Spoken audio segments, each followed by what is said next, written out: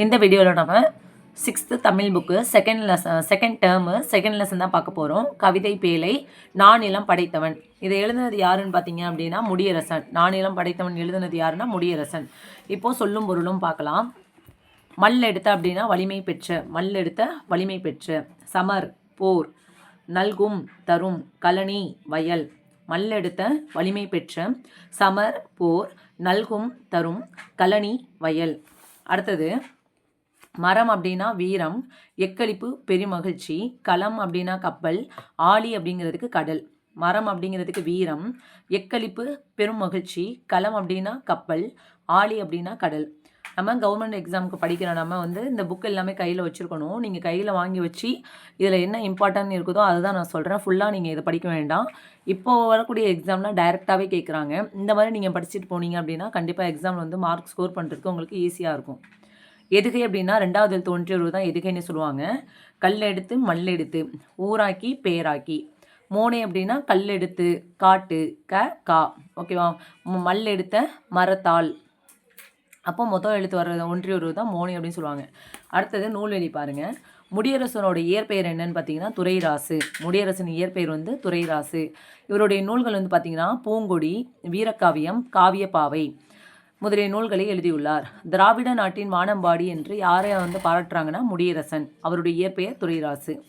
இப்பாடல் இந்த பாடல் புதியதொரு விதி செய்வோம் அப்படிங்கிற நூலில் இடம்பெற்றிருக்கு அப்படின்னு சொல்கிறாங்க. அடுத்தது இந்த பாட்டு நம்ம எல்லாருக்குமே தெரியும். வெள்ளி பனிமலையின் மீது உலாவுவோம், அடி மேலே கடல் முழுவதும் கப்பல் விடுவோம். கங்கை நதிப்புறத்து கோதுமை பண்டம், காவிரி வெற்றிலைக்கு மாறு கொள்வோம். சிங்க மராட்டியர் தம் கவிதை கொண்டு சேரத்து தந்தங்கள் பரிசளிப்போம். யாருடைய பாட்டுனா பாரதியாரோட பாட்டு இது. அடுத்தது புக் பேக் பார்க்கலாம். போர்க்களத்தில் வெளிப்படும் குணம் இது வீரம். போர்க்களத்தில் குணப்படும் குணம் வீரம். கல் எடுத்து, கல் கூட்டல் எடுத்து. நானிலம், 4 கூட்டல் நிலம். நாடு கூட்டல் என்ற, நாடென்ற ஆன ஆப்ஷனு. களம் கூட்டல் ஏரி, களம் ஏரி ஈஎன்னா ஆப்ஷன். அடுத்த லெசன் பார்த்தீங்கன்னா இதுவும் கவிதை பேழை, கடலோடு விளையாடு அப்படின்ட்டு. இதை இதில் இருக்குது பாருங்கள். விடிவெள்ளி என்னன்னா விளக்கம். விடிவெள்ளி விளக்கு. கடல் தான், விரிகடல் தான் பள்ளிக்கூடம். அலைகள் தான் தோழன். மேகம் தான் குடைன்னு சொல்கிறாங்க. வெண்மணல் தான் என்னது பஞ்சு மெத்தை. இடி காணும் கூத்து. பாயும் புயல் தான் என்னது ஊஞ்சல். புயல் தான் என்னது ஊஞ்சலுக்கு சொல்கிறாங்க. பனிமூட்டம் தான் உடல் போர்வை. கதிர் சுடர் தான் கூரை. கட்டுமரம் தான் அவங்க வாழ்கிற வீடு. மின்னல் வரி அப்படிங்கிறது அரிச்சுவடி. மீன்கள் தான் அவங்களுடைய பொருட்கள். முழு நிலவு தான் கண்ணாடி. ஓகேவா? இதெல்லாமே பார்த்துக்கலாம். அதுக்கப்புறம் சொல்லும் பொருளும் பாருங்கள். கதிர் சுடர்னா கதிரவனின் ஒளி. கதிர் சுடர் அப்படிங்கிறது கதிரவனின் ஒளி. மின்னல் வரி, மின்னல் கோடு. மின்னல் வரி, மின்னல் கோடு. அரிச்சுவடி, அகரவரிசை எழுத்துக்கள். அரிச்சுவடி, அகரவரிசை எழுத்துக்கள். மோனை, விடிவெள்ளி, விரிகடலே. அடிக்கும் அலை, அருமை மேகம். விடிவெள்ளி, விரிகடலே. அடிக்கும் அலை, அருமை மேகம். தெரிந்து தெளிவோம். நிலம், கடலும் கடல் சார்ந்த இடமும். மக்கள், பரதவர் பரத்தியர். தொழில், மீன் பிடித்தல், உப்பு விளைத்தல். பூ தாழம்பூ. நெய் தா அப்படின்னு ஞாபகம் வச்சுக்கலாம். பூ எப்படி வச்சிங்கன்னா நெய்தல் நிலத்துக்குரியது. பூ பார்த்தீங்கன்னா தாழம்பூ. அப்போது நெய் தா. நெய்தல் நிலத்துக்குரிய பூ தாழம்பூ. இவங்களுடைய தொழில் நமக்கு தெரியும். மீன் பிடித்தல், உப்பு விளைத்தல் அப்படிங்கிறது நமக்கு தெரியும். இந்த மக்கள் என்ன சொல்லுவாங்க? பரதவர் பரத்தியர் அப்படின்னு சொல்லுவாங்க. அது என்ன நிலம்? கடலும் கடல் சார்ந்த இடமும் தான் நெய்தல் திணைக்கு உரியது. அப்போது இதில் பூ மட்டும்தான் நம்ம ஞாபகம் வச்சுக்கணும். பூ எப்படி ஞாபகம் வச்சுக்கணும்? நெய் தாழம்பூ. நெய்தல் திணை தாழம்பூ. அவ்வளோதான். அடுத்தது பாருங்கள் நூல்வெளி.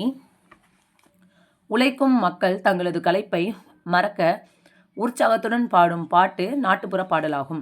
காதால் கேட்டு வாய்மொழியாகவே வழங்கப்பட்டு வருவதால் இதனை வாய்மொழி இலக்கியம் என்பர். ஏற்றப்பாட்டு, ஓடப்பாட்டு முதலான தொழில் பாடல்களும், விளையாட்டு பாடல்கள், தாலாட்டு பாடல்கள் முதலியனவும் நாட்டுப்புற பாடல்களும் அடங்கும்.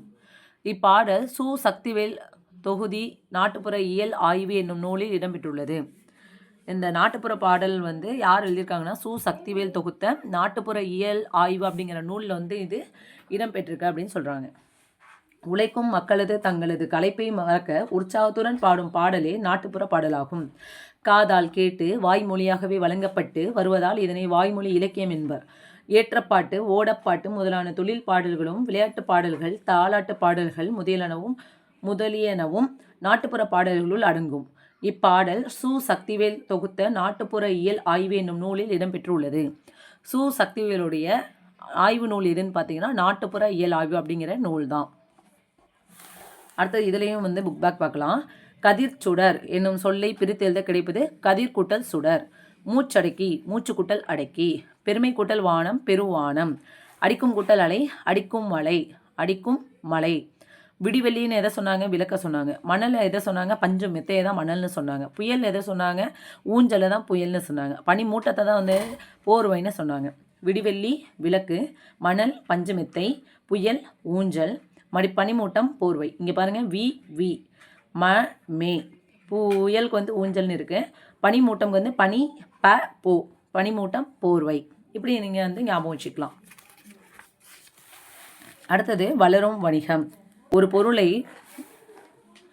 பொருளை பிறரிடமிருந்து வாங்குவதும் பிறருக்கு விற்பதும் வணிகமாகும். பொருள்களை விற்பவரை வணிகர் என்பர், வாங்குபவரை நுகர்வோர் என்பர்.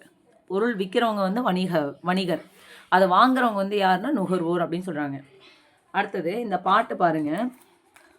வணிகத்தை தரைவழி வணிகம், நீர்வழி வணிகம் என 2 வகையாக பிரிக்கலாம். தெரிந்து தெளிவோம். தன்னாடு விளைத்த வெண்ணெல் தந்து பிறநாட்டு உப்பின் கொள்ளை சாற்றி உமனர் போகலும். இந்த வரி எந்த நூல்னு பார்த்தீங்கன்னா நற்றிணை. பாலோடு கூலோடு பெயரும் அப்படின்னா குறுந்தொகை. பொன்னோடு கரியோடும் பெயரும் அப்படின்னா அகநானூறு. தன்னாடு விளைந்த வெண்ணெல் தந்து பிறநாட்டு உப்பின் கொள்ளை சாற்றி உமனர் போகலும் நற்றிணை. பாலோடு கூலோடு பெயரும் அப்படிங்கிறது குறுந்தொகை. பால் என்ன பண்ண முடியாது? குறுக்க முடியாது, குறுக்கெல்லாம் ஆக்க முடியாது. பாலோடு கூலோடு பெயரும் அப்படிங்கிறது குறுந்தொகைன்னு ஞாபகம் வச்சுக்கலாம். பொன்னோடு கரியோடும் பெயரும் அகநானூறு. பொன்னோடு அப்படின்னா அகநானூறு. அகம்னா உள்ளம்னு சொல்லுவாங்க. ஆனால் இந்த பொண்ணை நம்ம என்ன பண்ணுவோம்னா நகைங்களை வெளியில் தானே போட்டுக்குவோம். அப்போ பொண்ணோடு கரியோடு பெயரும் அப்படிங்கிறத நம்ம எப்படி ஞாபகம் வச்சுக்கலாம்னா பொண்ணு அப்படிங்கிறது அகநானூறு அப்படின்னு ஞாபகம் வச்சுக்கலாம். நகரங்களை பட்டினம் அப்படின்னு சொல்லுவாங்க, பாக்கம் என்றும் சொல்கிறாங்க. துறைமுக நகரங்களை என்னன்னு சொல்கிறாங்கன்னா பட்டினம் என்றும் பாக்கம் என்றும் சொல்லுவாங்க. ஏற்றுமதியும் இறக்குமதியும்ல இருக்குது. தமிழ்நாட்டில் இருந்து தேக்கு, மயில் தோகை, அரிசி, சந்தனம், இஞ்சி, மிளகு போன்றவை பிற நாடுகளுக்கு ஏற்றுமதி செய்யப்பட்டன. சீனத்திலிருந்து கண்ணாடி, கற்பூரம், பட்டு கண்ணாடி, கற்பூரம், பட்டு போன்றவை இறக்குமதி செய்யப்பட்டன. அரேபியாவிலிருந்து குதிரைகள் வாங்கப்பட்டன. இறக்குமதி செய்கிறது கண்ணாடியும் கற்பூரமும் பட்டும். ஏற்றுமதி செய்கிறது தேக்கு, மயில் தொகை, அரிசி, சந்தனம், இஞ்சி, மிளகு இதெல்லாமே ஏற்றுமதி செய்கிறாங்க. இறக்குமதி செய்கிறது கண்ணாடி, கற்பூரம், பட்டு. கண்ணாடி, கற்பூரம், பட்டு அப்படிங்கிறது இறக்குமதி செய்கிறாங்க. குதிரைகள் அரேபியாவிலேருந்து வாங்கியிருக்காங்க. வாணிகம் செய்வாருக்கு வாணிகம் பேணி பிறவும் தம போல செய்யின். இது திருக்குறள் தான். அடுத்தது இந்த திருக்குறள் வணிகரோட நேர்மையை பற்றி சொல்கிறாங்க. அதுக்கப்புறம் நடுவு நின்ற நன்னெஞ்சினோர் அப்படின்னா பட்டினப்பாலை பாராட்டுகிறது. நடுவு நின்ற நன்னெஞ்சினோர் அப்படிங்கிறது பட்டினப்பாலை 100 பாயுது. கொள்வதும் மிகை கோலாது கொடுப்பதும் குறைபடாது பட்டினப்பாலை. கொள்வதும் மிகை கோலாது கொடுப்பதும் குறைபடாது பட்டினப்பாலை. சமன் செய்து சீர்தூக்கும் கோல் போல் அமைந்தொரு பால் கோடாமை சான்றோருக்கு அணி. திருக்குறள். சமன் செய்து சீர்தூக்கும் கோல் போல் அமைந்தொரு பால் கோடாமை சான்றோருக்கு அணி. திருக்குறள். புக் பேக் கொஷினு. வீட்டு பயன்பாட்டிற்காக பொருள் வாங்குவோர் யாரு? நுகர்வோர். வணிகம் கூட்டல் சாத்து வணிகச் சாத்து. பண்டம் கூட்டல் மாற்று பண்டமாற்று. மின்னணு மின் கூட்டல் அணு. விரிவடைந்த விரிவு கூட்டல் அடைந்த. அடுத்தது இணை எழுத்துக்கள். சில எழுத்துக்களுக்கு இடையே ஒலிக்கும் முயற்சி, பிறக்கும் இடம் ஆகியவற்றில் ஒற்றுமை உண்டு. இவ்வாறு ஒற்றுமை உள்ள எழுத்துக்கள் இணை எழுத்துக்கள் எனப்படும். 6 வல்லின மெய் எழுத்துக்களும் 6 மெல்லின எழுத்துக்களும் இணை எழுத்துக்கள் ஆகும். சொற்களில் மெல்லின மெய் எழுத்தை அடுத்து பெரும்பாலும் அதன் இனமாகிய வல்லின எழுத்து வரும். 6 மெல்லின எழுத்தும் 6 வல்லின எழுத்தும் சேர்ந்து தான் வரும் அப்படிங்கிறாங்க. இது எப்படி வருதுன்னு பாருங்கள். இங்கே பாருங்கள். இக்கு இங்கு, இச்சு இஞ்சு, இட்டு இன்னு, இத்து இந்து, இப்பு இம்மு, இரு இன்னு, ஓகேவா? இப்படி நம்ம ஞாபகம் வச்சுக்கலாம். திங்கள் இங்கே இருக்கா? திங்கள் இது இன எழுத்துக்கள். மஞ்சள், மண்டபம், சந்தனம், அம்பு, தென்றல். இன எழுத்துக்கள் இதுதான். இடையின எழுத்துக்கள் 6 வந்து ஒரே இனம் அப்படின்னு சொல்கிறாங்க. இந்த எரள வளல அப்படிங்கிறது வந்து இந்த 6மே வந்து ஒரே எழுத்து தான்.